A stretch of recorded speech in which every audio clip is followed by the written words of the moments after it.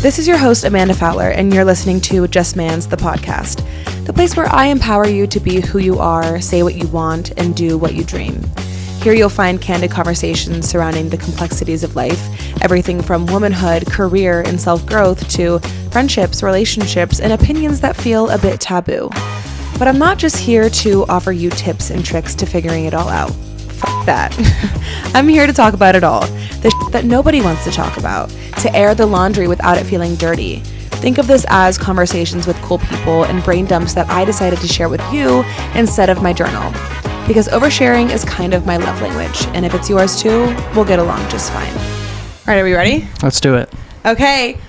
I'm sitting down with Matthew Fowler, a.k.a. Lucas's brother, a.k.a. my brother-in-law, a.k.a. Lennox and Ellis's Tonton Matthew. Yes. Or is it Toto or a Tonton? It's Tonton.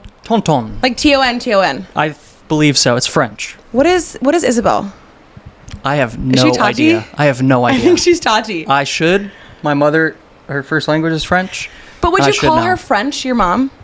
Like, is she French? Yeah, she's French in that French is her language. I guess not culturally, like, she's not French as in France. Yeah. Right? But she speaks French. So, I think she would say she's French. I love that they call you Tonton Matthew. I love it too. I think it's pretty awesome. I think so too. I think it's awesome. Because I had a Toto Dom. Yeah. So, like, I don't know him as Uncle Dom. I know him as Toto Dom. Yeah. So it's cool to be that for somebody else. It's very cool. We're sitting in their childhood home. Yes. Where I have so many memories here in their bar. Yes, my dad and my grandfather built this bar. Yep. And I've heard so many stories of how this home shaped Lucas. Mm-hmm. But I want to hear them from you. So how did this home that we're sitting in today shape you? Well, we could have a whole podcast on just that, I guess, you know. Okay, so let's dive in. Let me get out my scroll. Let's dive in. I mean, you know, my parents are very social people. So growing up, there was always like parties happening at the house, lots of gatherings of, you know, different kinds of people. My dad was a chef for a long time, and my mom worked with him on the restaurant. So they owned a restaurant and had a small restaurant. And so, you know, a lot of the people that would come over we had waiters and waitresses that had become and chefs that were like part of the family. And so what was cool about those hangs is that they were very lots of different kinds of people, lots of age ranges, you know, people in their young 20s, people in their older 40s, and, you know, and everything in between. You know, my parents, and a lot of when they moved to America, you know, they made friends with other foreign people. Mm-hmm. So a lot of our friends and extended family, like our uncles and aunts that are not really related to us but are like part of the family, are from other countries and from other places and speak different languages. And so we're very multicultural in that way, and very social, you know. And so growing up, it was always like, who's over today? You know, there's someone over, there's someone hanging out. We're always here at the bar hanging out. We have music blasting and drinks going and talking all sorts of stuff till 3 a.m. Could you imagine you guys had a reality TV show? You guys should have had one back then. I mean, you know, we would have been pretty controversial. I think. We would have given all of them a run for their money in terms of blasphemous shit we probably were 100%. saying, you know, which is kind of funny. But yeah, I mean, you know, we're going to kind of circle it back around to music, but I got my start in music playing at my parents' restaurant when I was 13. That was your first gig? Yeah. Yeah. When I was 14, I started playing basically cover gigs in the courtyard of the restaurant and inside, unplugged. You know, just learned a Tuesday night, would learn a bunch of cover songs. And how nervous were you? I don't think I was ever really that nervous. I mean, I don't know. It's hard for me to separate now. It feels like so long ago. Tomorrow's my 30th birthday, which is fucked up. It's fucked up. 30 is young. I know, but if it's the oldest I've ever felt. True. Right? So it's also a big number. It's just it's a big number. I think what kind of is interesting to me is every single movie you watch about the 20-something-year-old, I'm older than those fucking people now. So I see them and I'm like, these guys are younger than me. They're all younger than me. I'm no longer in that demographic, right? I think it's also the first decade where you remember everything. Because I mean, when you're 12, 13, you're living it, but you're not really as aware or conscious. Oh, I'm 13, I'm 12. Well, you're not whatever. making adult decisions, right? That impact how you live, and you're often at the whim of, you know, whatever you have to be involved in through your family and other stuff like that. You know, in my 20s, I feel like, you know, that's also a big period of where you're kind of getting your shit together. You know, you go from like, I don't have a car to like, now I have a car and I know how to do things. And then you start paying your taxes and learn how, like, that like ultimately you're making your own decisions. And that only happens like during your 20s for a lot of people, you know? Right. And certainly I was more independent than that, but now it's like, oh my God, I'm an adult, you know, I have facial hair that I have to, like, I no longer, you know, like I would rather have it short than long now, which is crazy. You know, when I was 20, I did everything I could to have the biggest, craziest beard I can. And now I'm like, get the shit off my face a little bit, you know? And it's just funny how those things change. That's a big part of what I keep learning is like, these things change and you feel so differently in how you used to, but you don't feel bad about that. It just happens. So it's like fast, but also slow at the same time. You make these big realizations of the way you were doing things before. It's like, oh, I can't believe I did it that way. But when you were doing those decisions, right, you were so like, this is how I am, you know? It's just so funny how those things shift. It's kind of frustrating sometimes too. It is frustrating because there's a part of you, like a part of me that has a little bit of cognitive dissonance with that, where it's like, man, I can't believe I used to feel so strongly this way. And now I feel so strongly this way. Like, that's kind of a wild concept to think about, and how your mind changes. I think what plagues me sometimes is thinking like, well, if I make a decision today, I'm probably going to change my mind in a year because I have been changing my mind, you know? Yeah, that's another part of it. You know, it's I don't know. It's getting older is fun. It's interesting. Yeah. You have no choice, so you might as well embrace it. One of my favorite stories that your mom has told me, should we shut that, you think? If we do, we're going to die in here. It's okay. I don't think he'll be. I think it'll be fine. One of my favorite stories that your mom has told me, because I've asked your mom, like, when did you guys know that Matthew was like musical? When did you know that he had a good voice? When did you know? And I want to ask you that same question, but one of my favorite stories that your mom always tells me is that you had a Disney mobile in your crib, above your crib, and she heard you one time on the baby monitor singing the Disney theme song. Yeah, that's kind of in like perfect pitch. Famous sort of like childhood story of mine. You know, I don't remember it obviously, but I think I was like a baby. Yeah, I think it was When You Wish Upon a Star. Yes. Yeah, and she always says you just had perfect pitch. Well, sure, I'll take it. That's cool. So for you, because that's something I'm always interested, like how people know that not only are they into music and passionate about it, but like talented at it. What was like your first memory of being talented or being like, wow, this is my thing? That's a good question. I mean, I think music became very important to me when what's a good way to, I mean, okay, so like these parties that we talked about before, right? You know, what was playing on the radio, what was playing during those parties was always like a big part of the party. You know, it was like my parents they love music and they're super into music. And so we'd all, you know, our whole life we'd grow up singing along to things we like and singing in the car. And my grandfather was a great singer. And so it wasn't like music wasn't in the family. We were all very musical, just in like an appreciative way. You know, we all loved music and it was such an integral part, which sounds kind of obvious to say, like, so many people love music and sing along and all that kind of stuff. It's important. But you guys are all good too. Like but Isabel can sing, Lucas can sing. I think it kind of came when I started, you know, my own like journey with music kind of came when I used to walk to middle school, right? So where'd you go? Rock Lake. So Rock Lake is in the neighborhood. You walked there? Yeah. So this wall that's behind our house. Oh, you just jumped there. If you jump over the wall. That's what Lucas was saying, then you have like a mile walk to school instead of like a 4-mile walk to school. So every morning I would just jump over the wall and I had an iPod, you know, like an iPod Classic.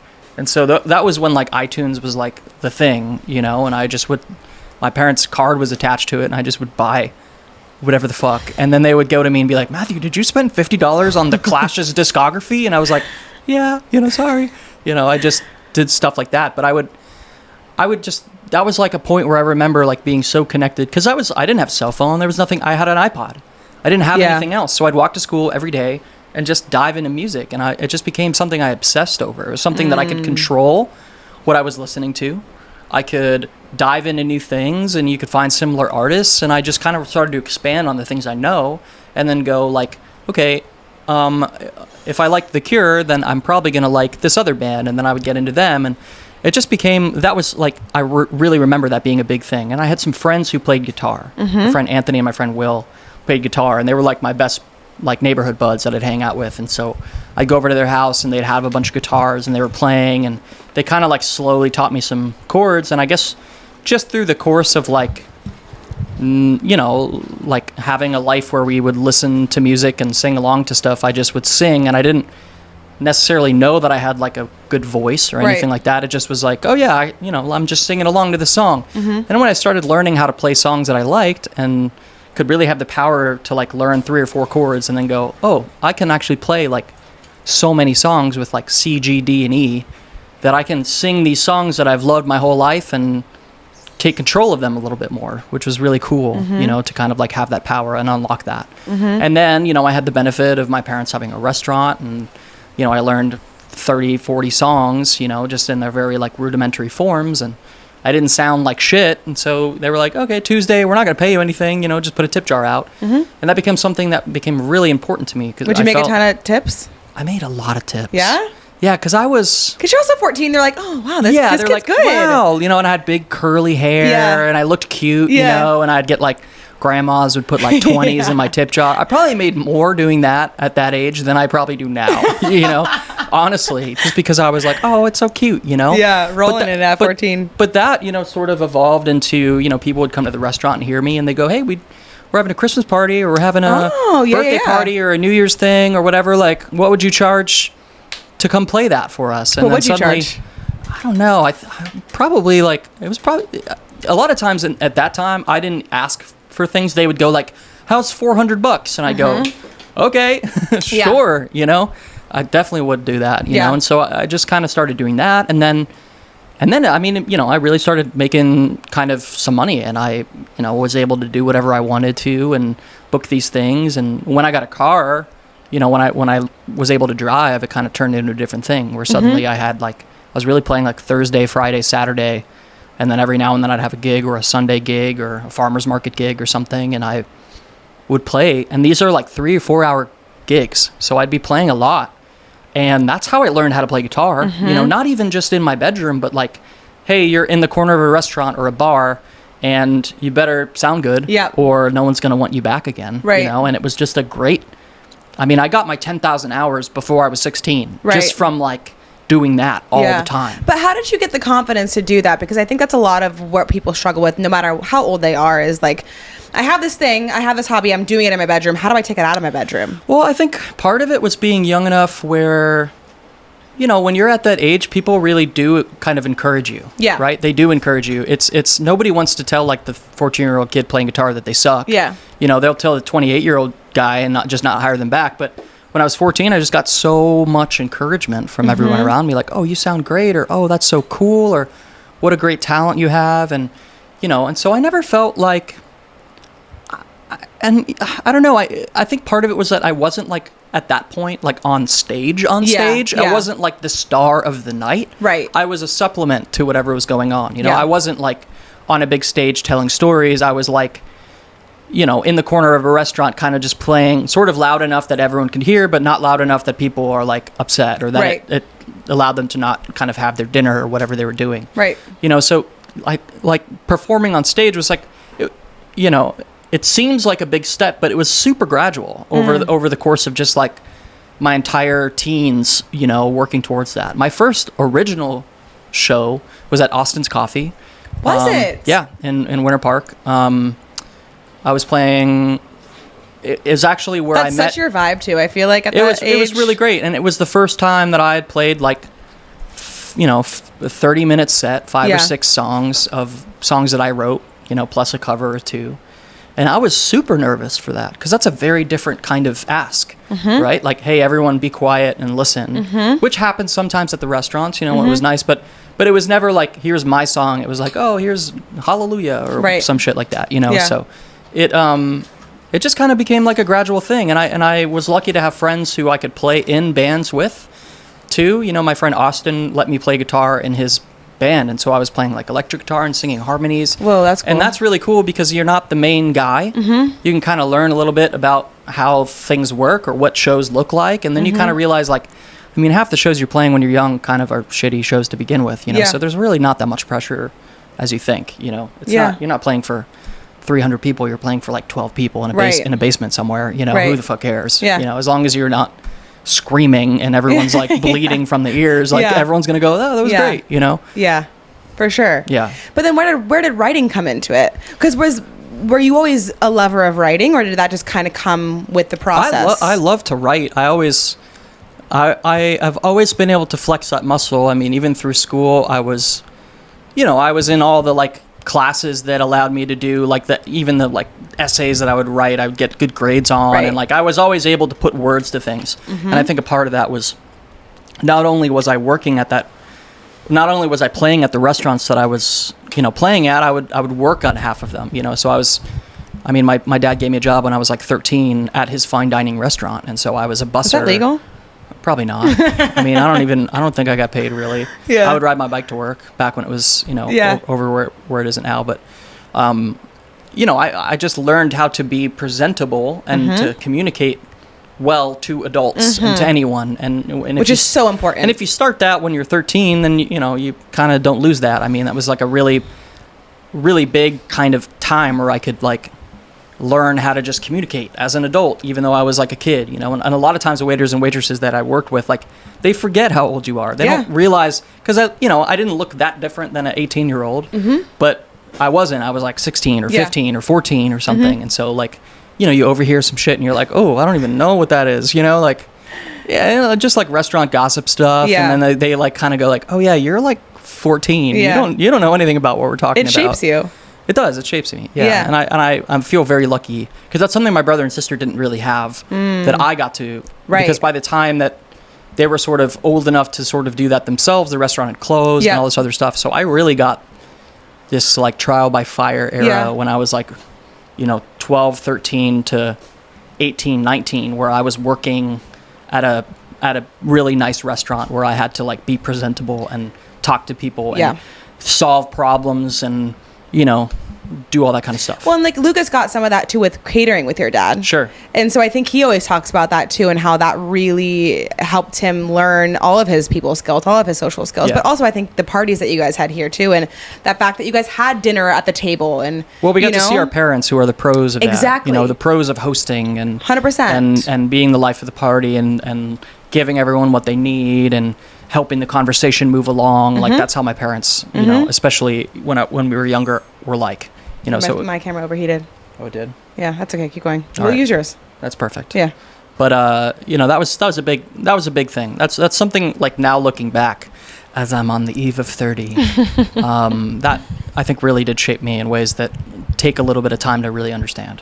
You know. You wrote your first album in this house and recorded it, huh? I did. Yeah. Talk about that. I recorded part of it here, like in my bedroom, and then the other part is my dad had a storage unit that was converted to a kitchen that he would cook like for the catering jobs in, because you have to have like a big kind of kitchen to be able to do like 100+ people parties and stuff. You know, we couldn't just do it here at the house. My mom would die, you know. So we had this kind of separate kind of dinky storage unit, and that was a place where I could go at 1 a.m. and no one would be there, and I could record things. And I had friends come and we recorded a lot of things there.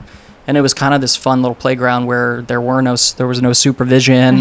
We weren't even doing anything bad. We were literally just like jamming and like fucking around till whenever we wanted to. Drinking beer or smoking or no? Not at all. Not at all. Not even close. Yeah. It was like nerdy. Yeah. It was nerdy. It was like, how does this cable work to this? It was like not even like debaucherous at all. Yeah. We could have done way crazy shit in there. We didn't do any of that. It wasn't even a thought in my mind to do stuff like that. You know, so I think mostly because my parents are pretty chill in general. So, for sure. You know, if we were like, but you also were there flexing your passion, like you. Yeah. So I came in with purpose. I wasn't there to like need a place to go drink a beer. I mean, you know, it was more like, oh, I want a place where if I can like sing at the top of my lungs, no one in the house is going to get mad at me if it's midnight. You know, which is part of that. Were you writing songs to create an album, or just kind of writing a collection of songs that you eventually came into an album? Well, a bit of both. So I had an opportunity when I was 18 to my friend Austin, who I played electric guitar with. He was going on a tour, so we had this like 3-week tour planned over the summer. The summer that I turned 19, which is 10 years ago now, which is kind of crazy, or 11 years ago. And he was like, hey, I want you to do this with me. I think it'd be really fun. And also, like, some of the shows, there's a space for you to open. So you could open the shows with your own music. And at the time, I had no recorded music. I just had some songs I'd written. And so that was like sort of this clear deadline of like, okay, we're leaving on this thing on this date. That's in 3 months or 4 months or whenever it is. I have that much time to come up with some recordings, some CDs that I could give to people or sell if I wanted to at these shows, right? So it kind of put the fire under me to do something. And I had a limited amount of time, which I've learned is a very important tool in a way, you know, to give yourself a deadline or to give yourself like pressure, something to work towards in a time way, right? You have this amount of time to do this. And then suddenly you go, okay, well then I'm not going to go hang out with my friends. I'm going to go do this thing. Right. Because I have only X amount of time. Right. You know, and it creates that fire under you that make you have to do it. You know? And that was very important for me. I don't think that I would have been able to do it if it was like loose. Right. You know, I think that was really helpful for me. Right. What was the first song you recorded? Man, the first song I recorded was probably Beginners, because I did that by myself. How old were you when you wrote that? I was 16 when I wrote Beginners. What the fuck, Matthew? Yeah, I was 16. That's such like a mature song too. Thanks. I think it's gone through a lot of changes. I think when the 16-year-old version of it was probably a little less interesting than maybe because I re-recorded it for the newer release, for the latest release.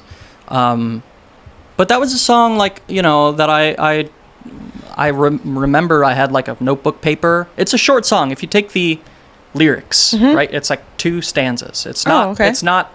There's not even really a chorus. There's a conceptual chorus, but it's not like I don't really say the same thing twice in the way that a typical chorus was. So it almost kind of wrote as like this poem. And there was a movie called Beginners that I watched with Ewan McGregor and Christopher Plummer, and it's a really great movie.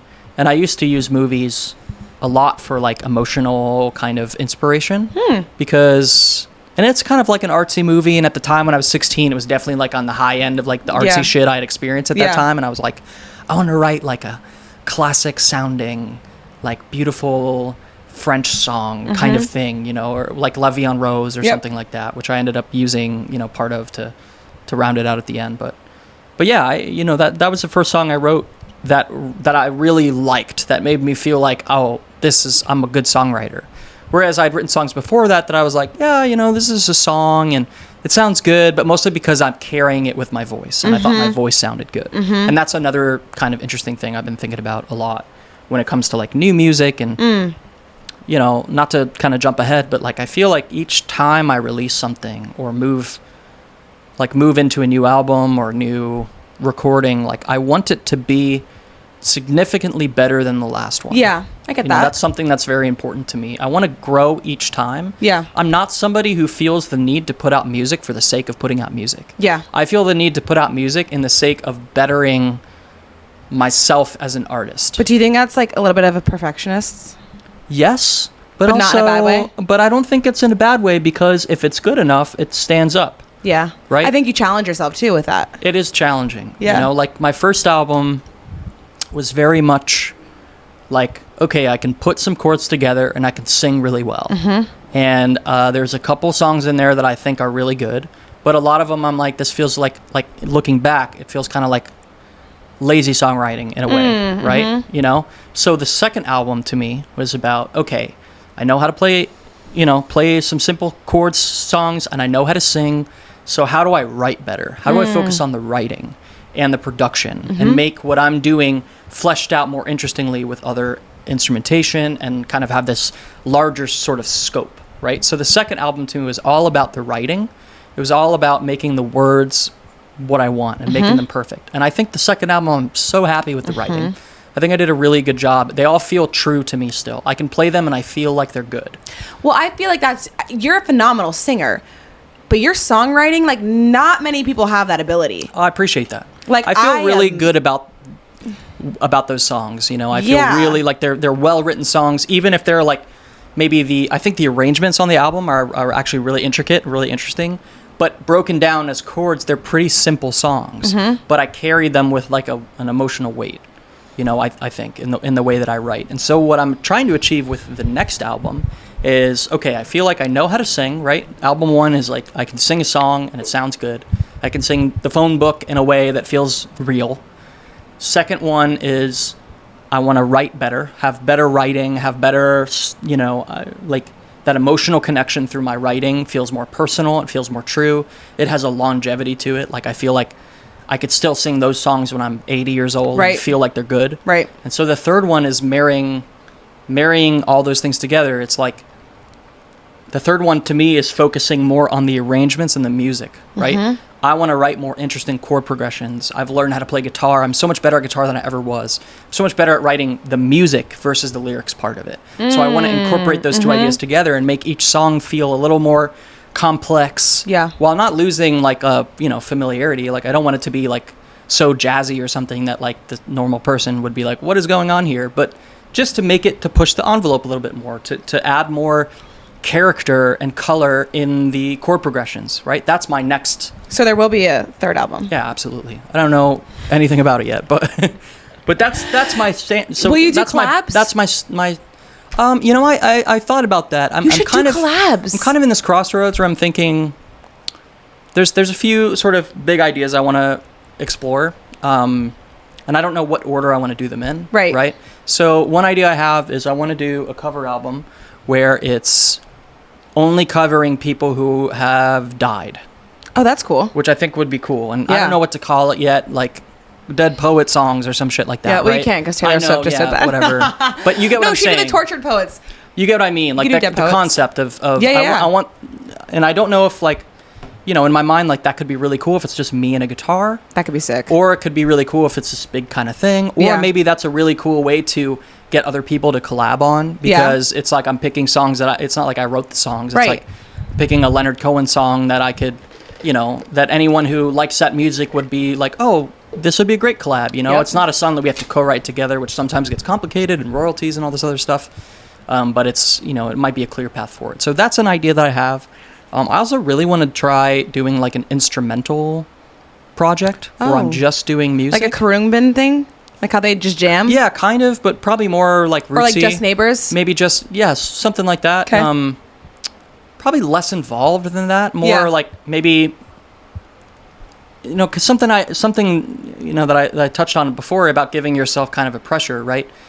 I also think there's something kind of nice about limiting yourself and making kind of like, sort of rules for the songs. So for me, for an instrumental album, it'd be very cool if it was like, I want to do an instrumental album and I'm only allowed to do 2 guitars for the whole album. That's it. 2 like duets for guitars or something like that. Like impose some kind of limits so that it gives me a parameter to work in.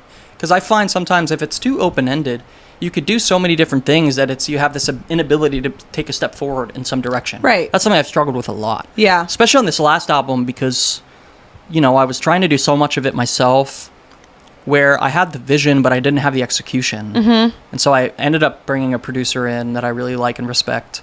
And we made something amazing, I think, out of it, and that was due to working with somebody who knew how to get what I wanted out of it. Yep. When I didn't have the skills to do that or the gear or any of that kind of stuff to do it. Yep. And now I feel like I have a lot more knowledge about what's going on. And each time I can come into the conversation being able to handle a lot more of it. So like my asks are trying to be more specific. Like, hey, I need you to play the drums on this, and this is what I'm looking for. And I'm going to play like a shitty version of it, but for you to get it. Whereas before I couldn't even pick up a drum set, play drums to save my life. Mm-hmm. And now I feel like I have so much more context because I can do it myself a little bit, so. Yeah.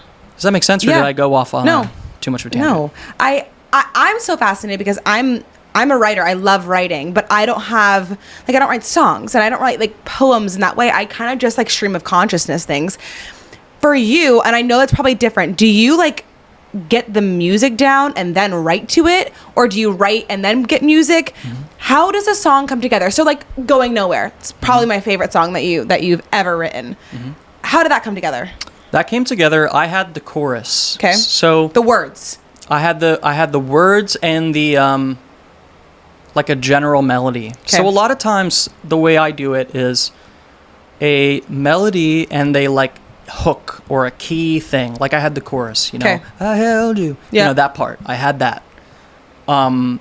not necessarily even on guitar, but I had like a voice memo where I like had the singing of it, and then I had to kind of fit the guitar to make it work or whatever.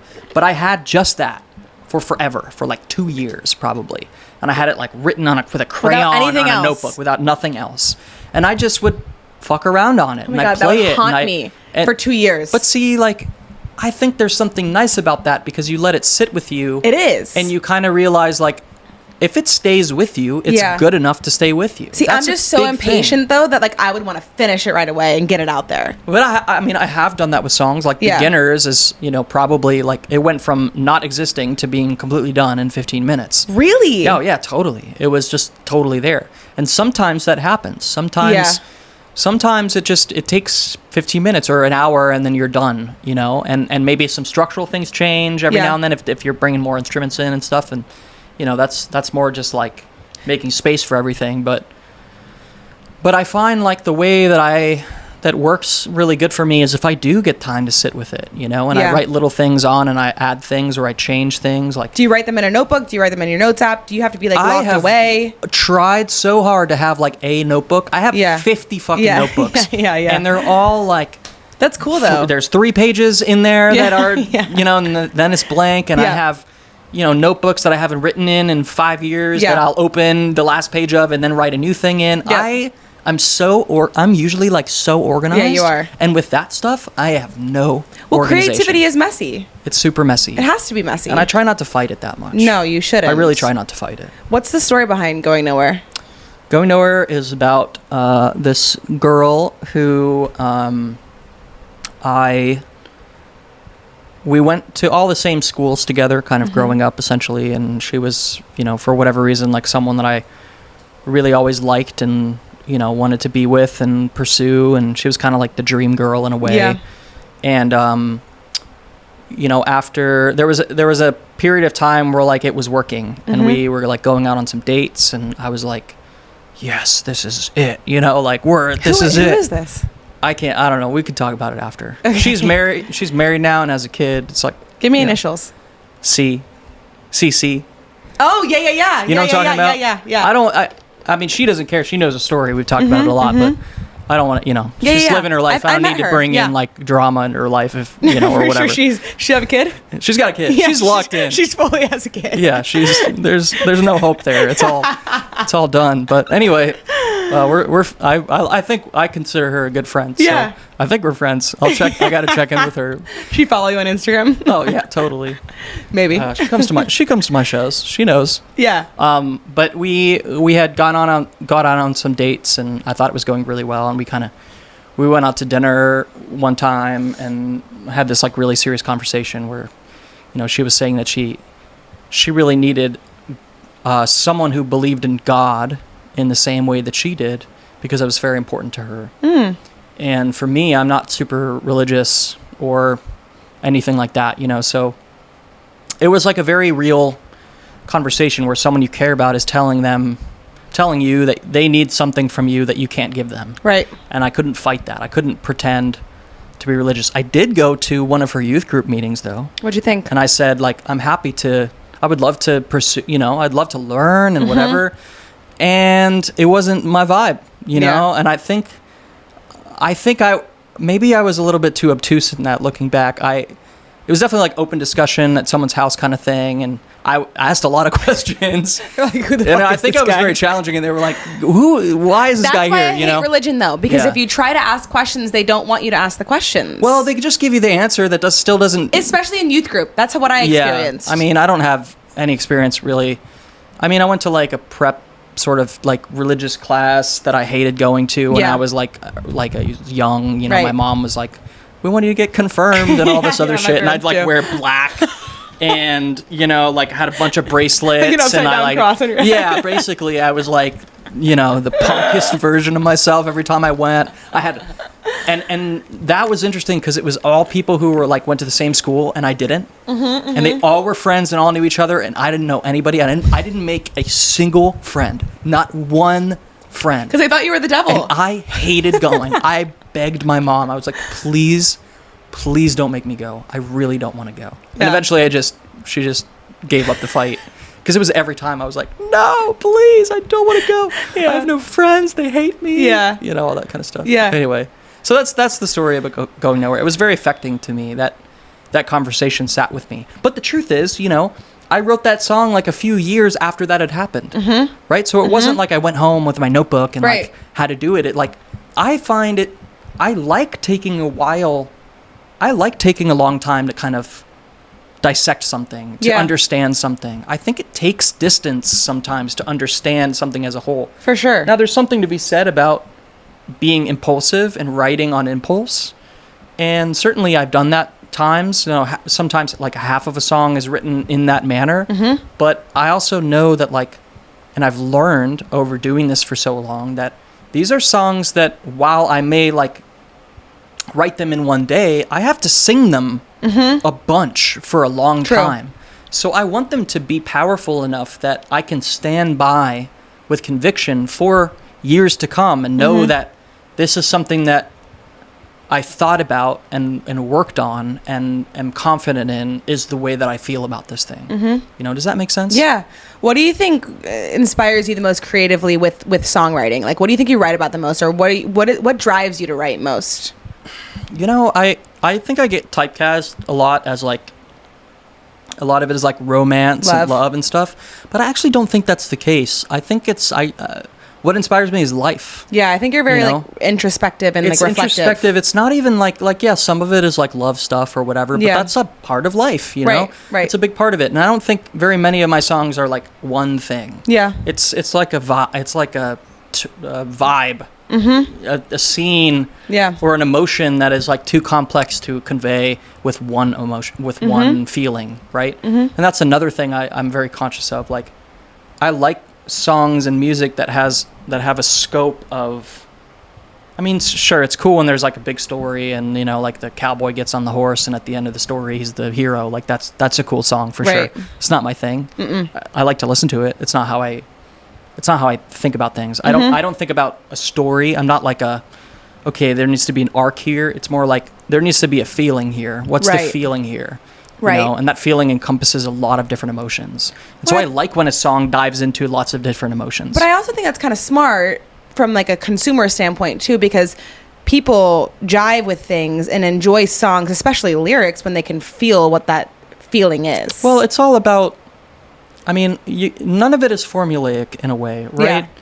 I find the songs that I connect to are authentic, you know? Yes. And that word is so ambiguous. It's also been killed. It's been killed through social media. Yeah. But the truth is, like, what makes something authentic? It's if it means something to you. Right. You know, if it means something to me, then it's probably going to mean something to somebody else. For sure. And it might mean something different, you know? And I know that's like a very tried and true thing to say about songs, but it's so real. It's you can immediately tell if something feels true or not. Yeah. Or if the artist is into it or not. Right. Or if they're just kind of phoning it in. Right. That being said, I feel like a lot of popular music doesn't feel true to me. No. But obviously it's very popular, so I'm obviously like, you know, there's some disconnect going on there. Well, I'm sure not all of them are writing these songs. Well, that's part of it, you know. Would you ever record a song that was not yours? And I'm not talking about like the one that you were talking about where you would do like people who have died. Right. Would you ever, like, if you were like, this song doesn't exist anywhere else? Yes. I wrote this for you. Yes. Sing it.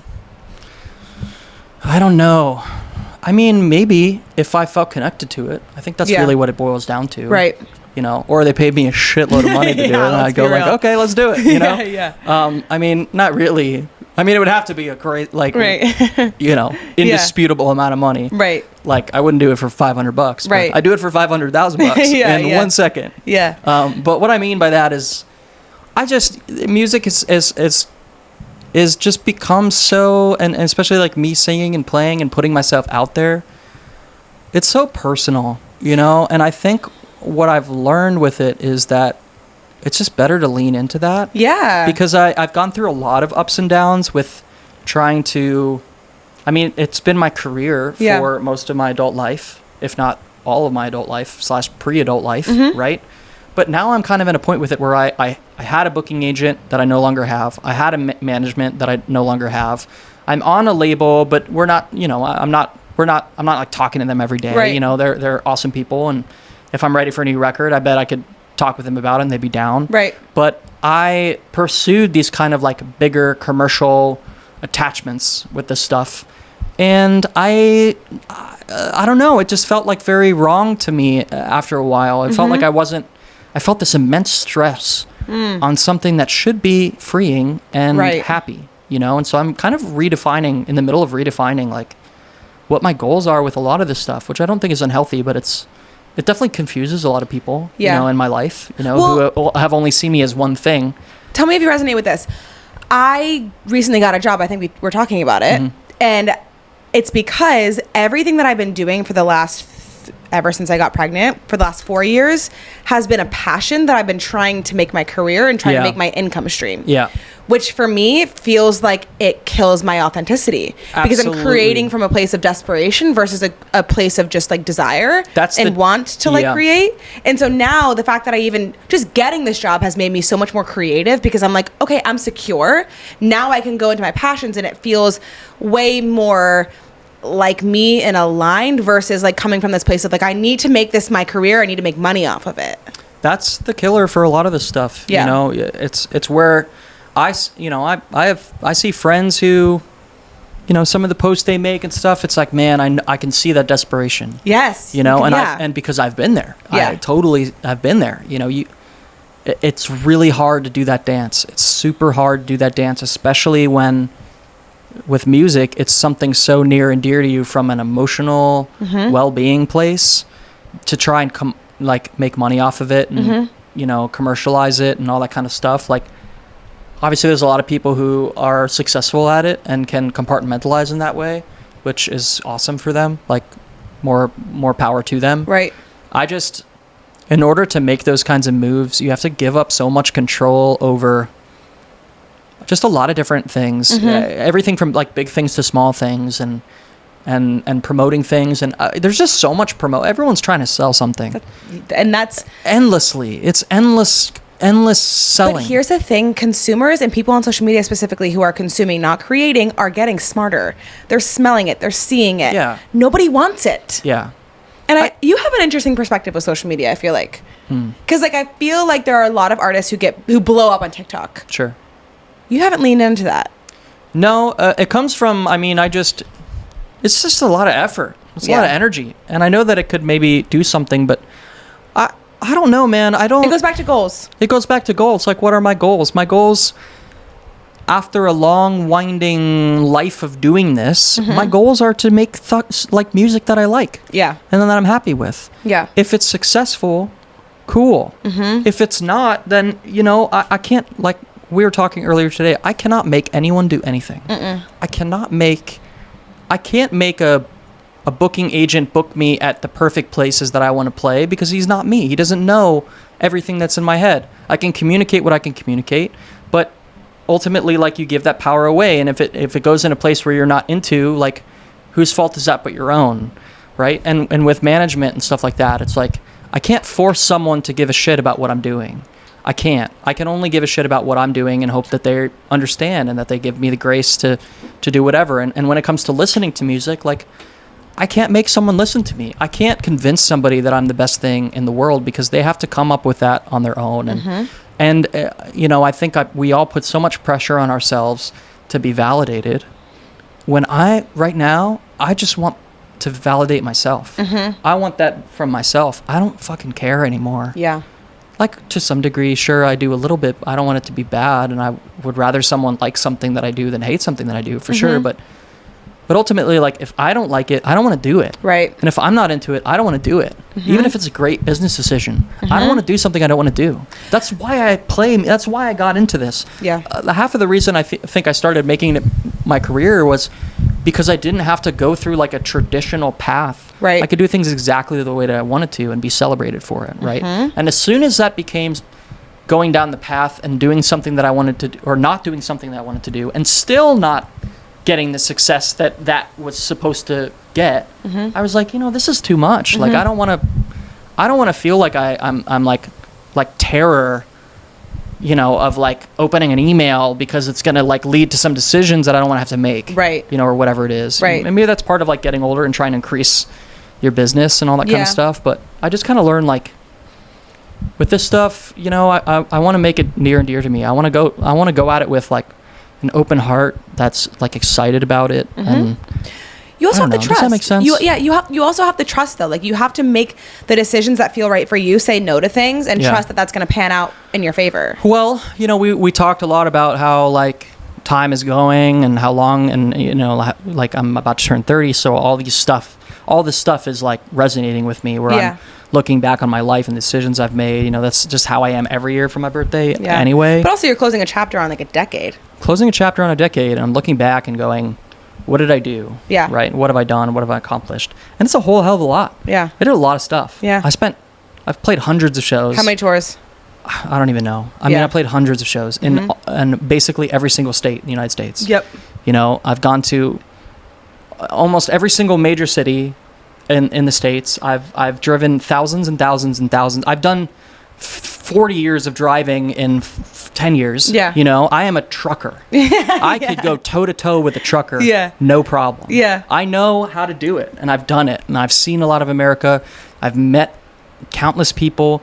I've played shows with songwriters that I think are better than, you know, the best songwriters in the world, and I've played shows with people who are selling hundreds of tickets that I thought sucked, and everything in between, you know, and I just kind of have seen like it's such a crapshoot. Like life is. Life is such a crapshoot. You can't choose who your parents are. You can't choose your situation. You can only grow up the way you can grow up and then deal with it, right? And music is kind of the same way in that respect, you know. It's like some people have the best teams in the world and are bad at what they do. Yep.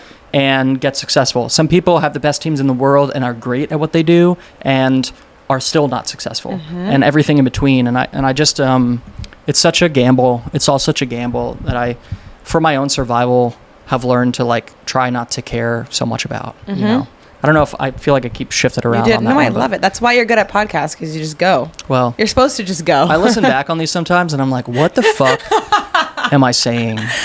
Last question before we transition into the should I give a fucks. I'm Still Trying has 5 million downloads on Spotify. That's fucking insane. Yeah, it's pretty cool. That's insane. It's pretty cool. Yeah. How did that come together? Because were you like, I want to write? I mean, honestly, you know, it was like I released a single, and it was, you know, people liked it. It was cool, and a lot of friends and family came out of the woodwork and was like, wow, it sounds so great. And I was really proud of it, and I was excited, and it was doing fine, you know, like it was moving along and had a respectable like 50,000 streams at the end of a month or something, which is a huge accomplishment. Yeah. But I was like, wow, that's really great.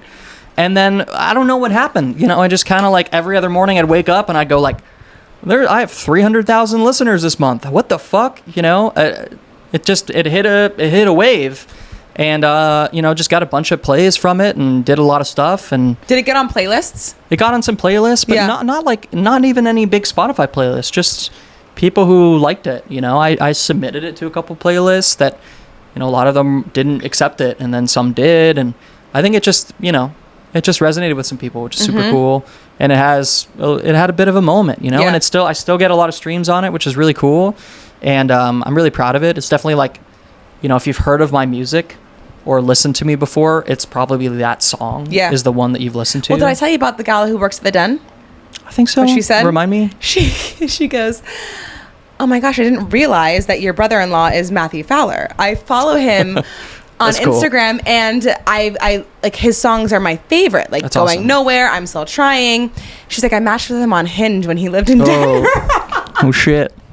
And I think you guys corresponded back then, and it just didn't come. But she's got a boyfriend. And she was funny. She's like, I love his music. That's cool. And I think it's because she found I'm Still Trying, and then like deep dive. Yeah, it's kind of like that's like a gateway song for sure. Yeah. For a lot of people, I think what makes me the most proud is that the people who come to my shows, like, they like I'm Still Trying, but they know all your stuff. They like the other songs. Yep. You know, they want the songs that aren't I'm Still Trying. Yep. And that to me is the mark of like making something good, you know. Right. If you like the stuff that like you didn't try and push that hard, you know, is cool to me. And it brings me a lot of joy. It makes me feel like people are actually listening to the album as a whole, which in my opinion like is the goal of an album. It's not a song. It's an album. You know, I made it to be listened to entirely, you know, and I put I'm Still Trying as like track 8. I didn't want it as track 1. I wanted you to have to get through like some slower shit that you might not have liked as much to get to that, you know.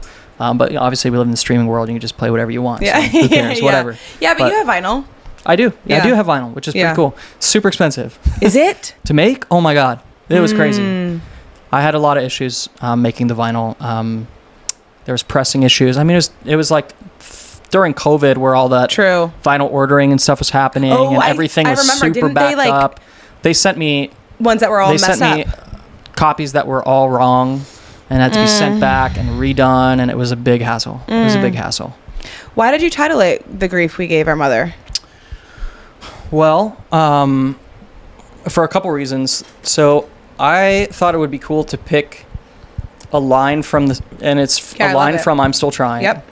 And I wanted to pick a line from a song that felt kind of indicative of the whole album experience. And I feel like a lot of those songs are about like learning about who I am, about my family, about, you know, kind of like figuring out complex emotions and going through life. And so, you know, I knew before even all the songs were done that that's what the album was going to be called.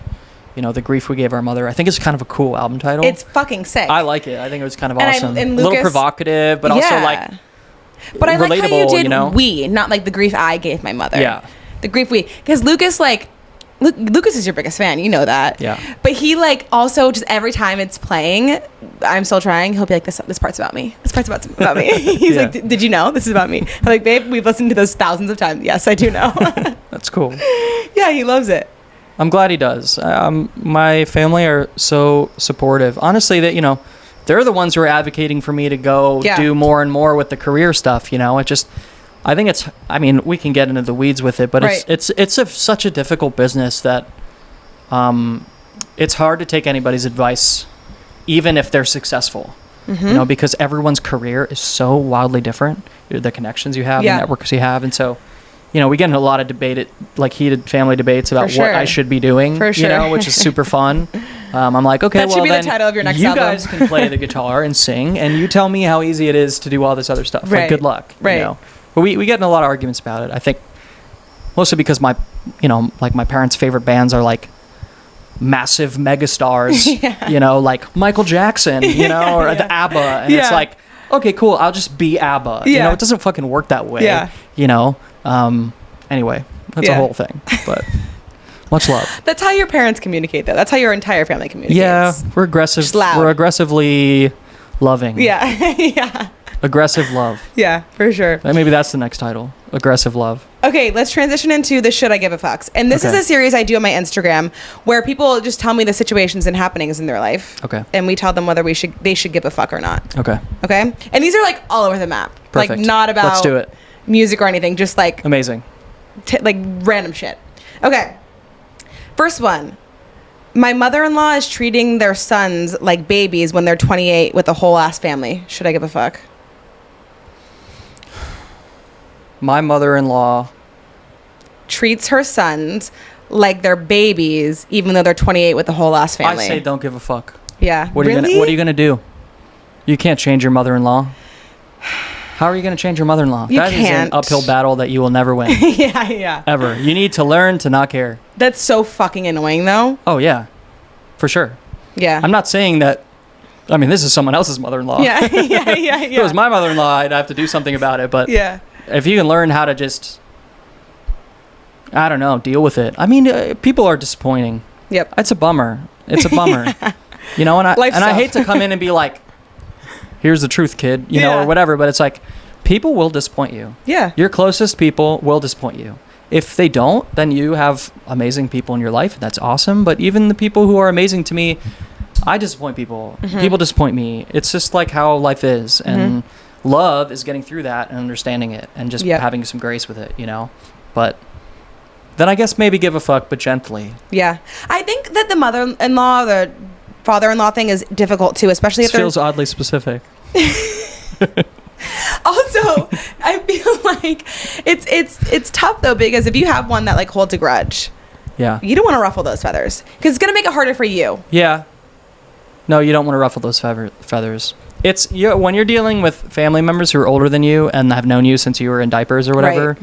You are never gonna win. No. You're never gonna change your mind. No. You can do everything you can to educate them.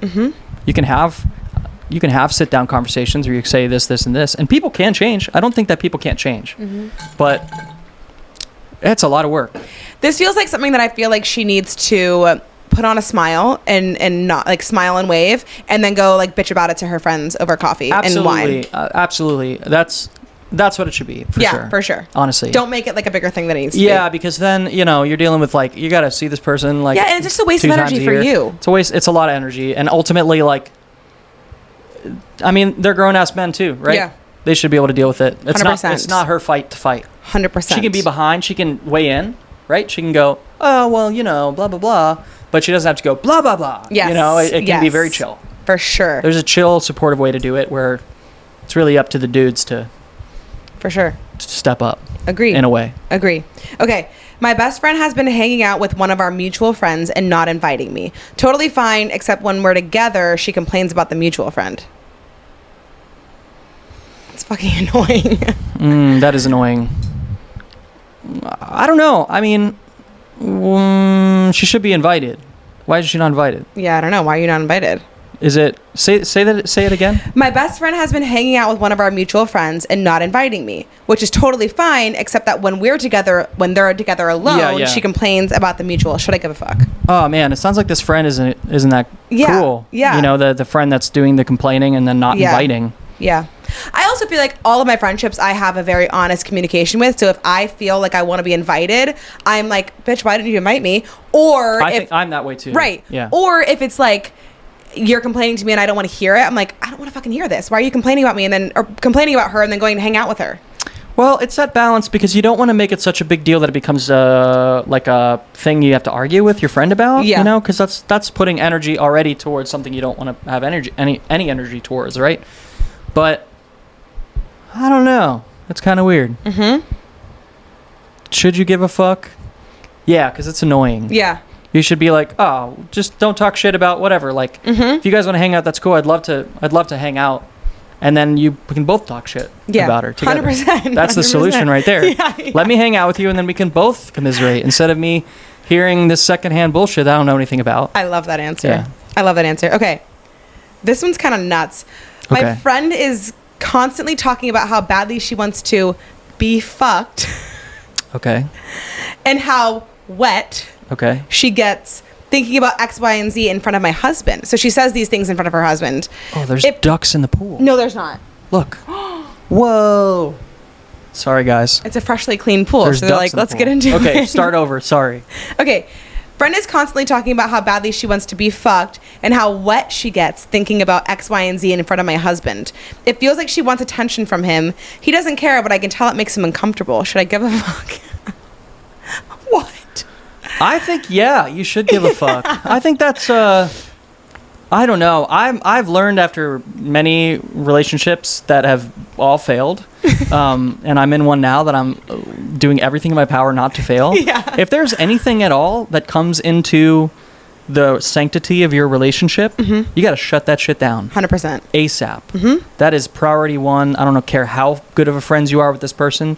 If you're like on this path to try and be with this person forever, and they're feeling uncomfortable, I think it's your duty as your partner to help them through that, and even if that means cutting off that friend or having a very stern talk about that with your friend. I believe that because I'm in this point now where it's like, I've been on both sides of like shit getting weird in whatever ways, and like I don't want that anymore ever again. I'm too old for this shit. Like, shut that shit down. Yeah. Go to the bar. Are you like super into go get fucked? Are you super like monogamous? Yes. Because I think there's this new trend of people not being monogamous. Or wanting to be monogamous. I don't know if it's a new trend. I think it's just more of an open trend now, where people are more open about that. True. I think, but I don't know. I'm not into it. I could see how other people are into it. I'm just way too emotional. I am too attached. I am over loving than I am under loving in every way. Yeah. In every situation. I am never not emotional enough. I'm always too emotional. That is a huge thing about myself, I know. Yeah. That has served me super great and been the bane of my existence every single time. Yeah. So I would say shut that shit down. Yeah. Give a fuck. I also feel like maybe it's not, because I've been like I talk about raunchy shit with other couples, like especially with my girlfriends, and like Lucas hears and he loves to give his input, but it's never like, well, if it's like a, you know, there's a tone. I mean, you know when it's like, you know when it goes from like, oh, Lucas is hot to like, I want to fuck Lucas, and you're like, bitch. And you can sense that energy. I felt that with some people before, and so I think if you're feeling that, trust your gut and like trust your intuition on that. But I think you need to decipher what the energy is, what the tone is. Yeah. And then if it is, cut that shit off. If it's all fun and games, it's all fun and games. Yes. But as soon as that shifts, it becomes weird. Yep. And shut it down. Yeah, agreed. Okay, coworker is overly touchy to people at work at happy hours, but is very cute. Should I give a fuck? Coworker is very touchy. I mean... is overly touchy to certain people at work happy hours, but is very cute. So maybe she's saying like it's inappropriate, but he's cute. Okay, I see.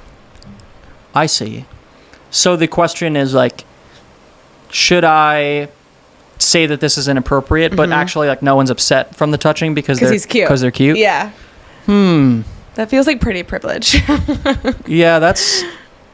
I don't know, because you don't want to set a standard and then... That's a hard one. Right.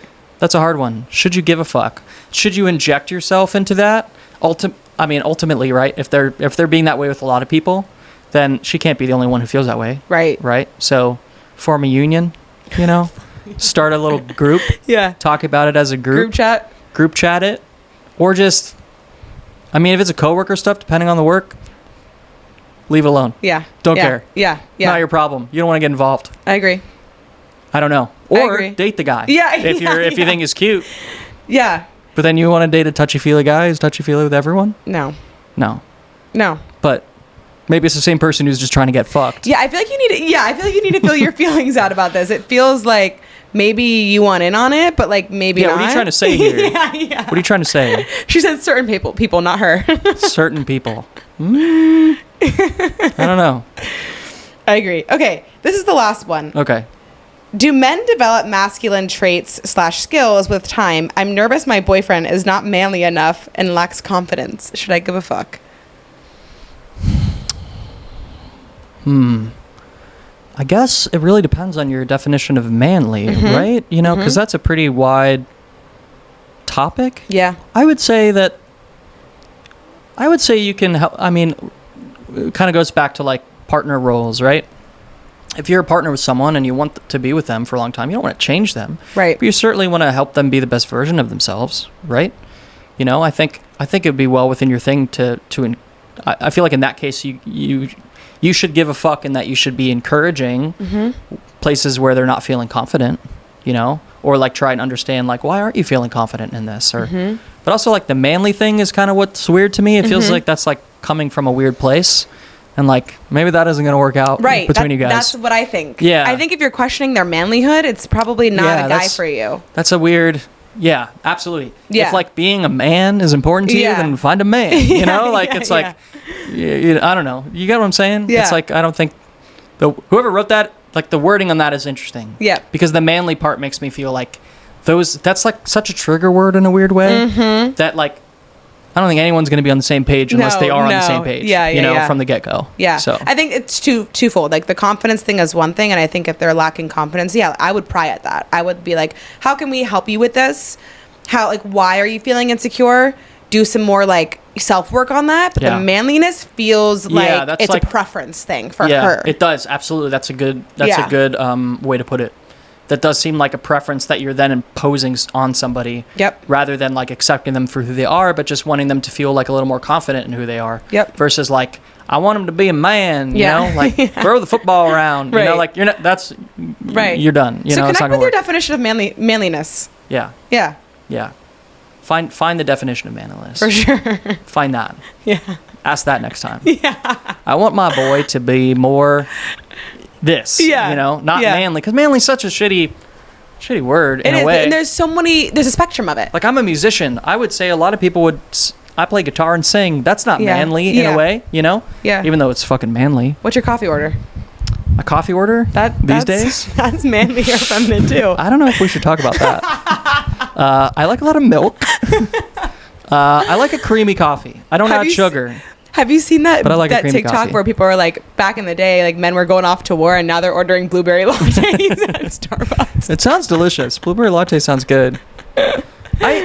I don't like the sugary, although I love the oat milk shaken espresso from. Oh, I've never had that. It's good. That's my Starbucks order because they do the venti and they do 4 shots, and I'm at a Yep. point in my life where I need 4 shots That's what Lucas gets of too. espresso to survive, Yep. to wake up in the morning, Yep. because otherwise I would sleep forever. You guys are the same person. I you could and sleep Lucas, in that. forever. Yeah. I love sleeping. Yeah. I hate going to sleep, Same. but I love sleeping. Yeah. In the morning, I think I sleep better in the morning. I wish we just went to bed in the morning or something. yeah, yeah, You know, and that we were just Yeah. all like night owls. Yeah. Because in the morning, the sun's rising. I'm like, this is cozy. Yeah, yeah, I want to yeah. sleep. I want to relax. Yeah.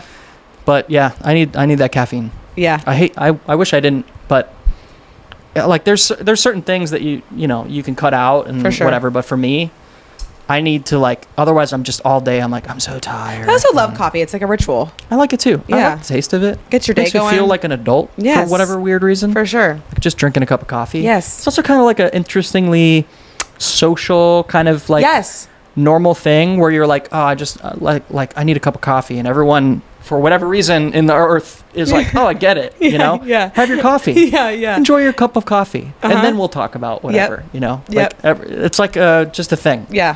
Yep.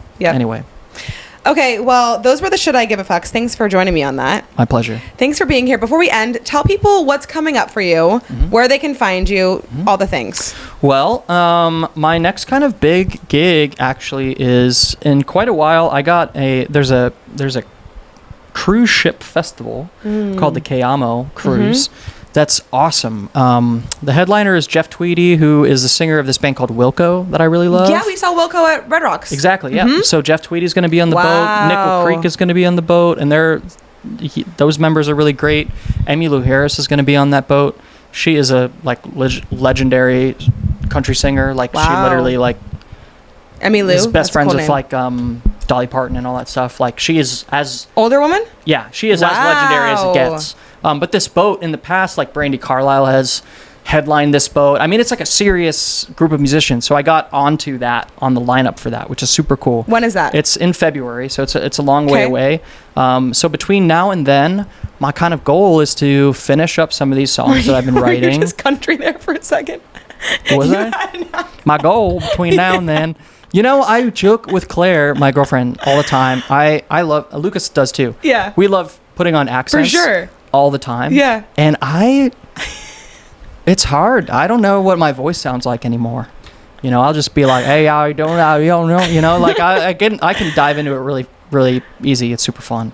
But also, I think as I get older, my Florida comes out more. I don't know why. Yeah. Maybe I don't know. It's the sun or something. Yeah. But that's coming up in February. That's really exciting because it's something that I've applied for for many years, and it's just really a really cool, legit 6 days at sea, play a bunch of shows.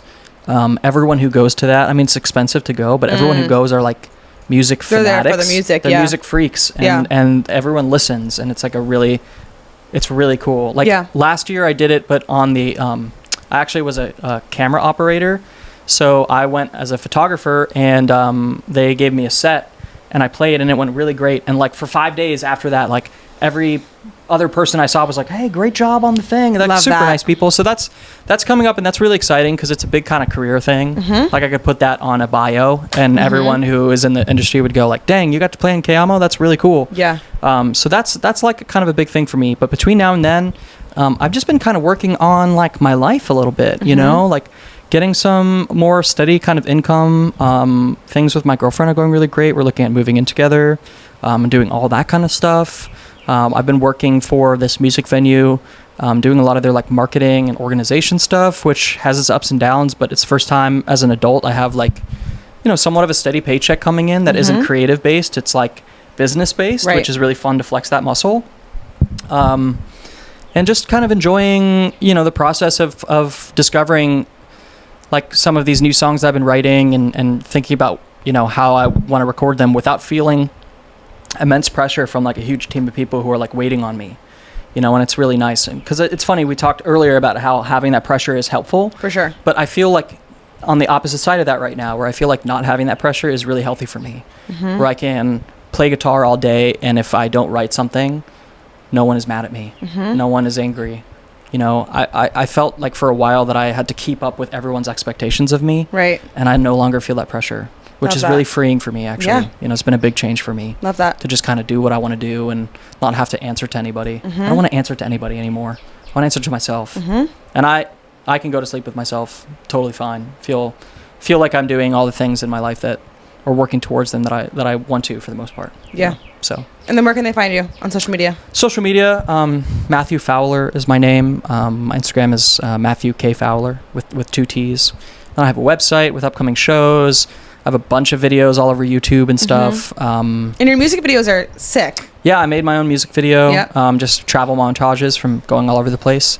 I'm excited for the next album too, is because I feel like I have a lot more time to kind of like craft it the way that I want to. Yeah. Like I'm excited about like trying different weird video things for music videos and trying different arrangements out, and like there's no financial pressure on it, you know, so I know that I can create some stuff and feel like I don't have to have a budget for it. I can kind of just like work on it as I want to and like be weird with it and like know who's gonna care. Right. Me. That's it. Right.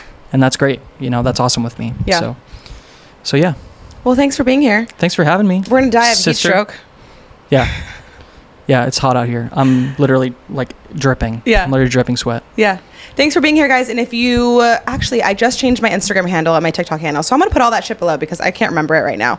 Because again, I'm going to die of a heat stroke. But thanks for being here. If you like this episode, give it a rating and review on Apple and Spotify, and it's on YouTube, so go watch it on YouTube. Thanks, Matthew. Thank you.